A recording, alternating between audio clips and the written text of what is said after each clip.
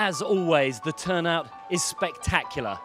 Turquoise oceans, white sandy beaches, 12 to 14 knots of breeze here in Barbados. This is the SAP 505 World Championship.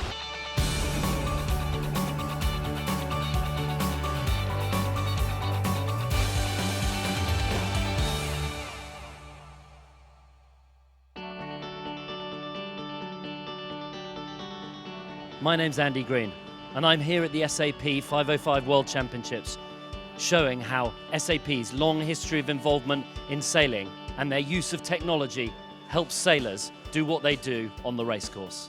You know, we collect a lot of data during a race here, so we have sensors out on the boats, we have wind measurement gear out there, so we collect a lot of information what is going on the water.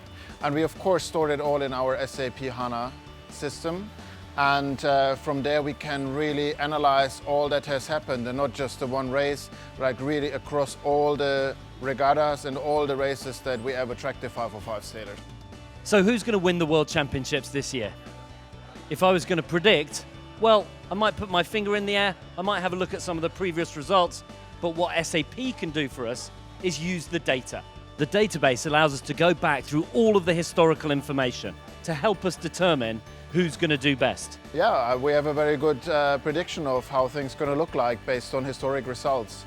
But, you know, being honest, of course, a lot of things can happen out there. You might screw up your start, you might have problems with the boat. So, sure, we all want to watch the racing and see what happens over the next couple of days. We've crunched the data, we've looked at the numbers, and everyone's got an opinion about who's going to win. But the vagaries on the racecourse often throw these things right up in the air. Let's get out on the water and watch some racing.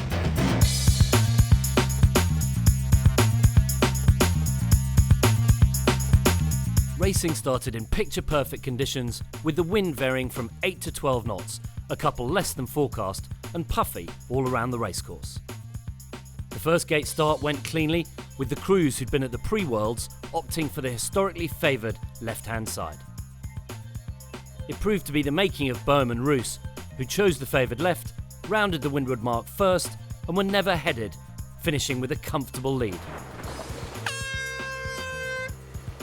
We made two very good tacks right in front of the first windward mark, and that was it.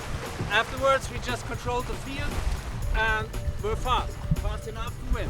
Ironically, at last year's World Championship, Boehm and Roos also won the first race.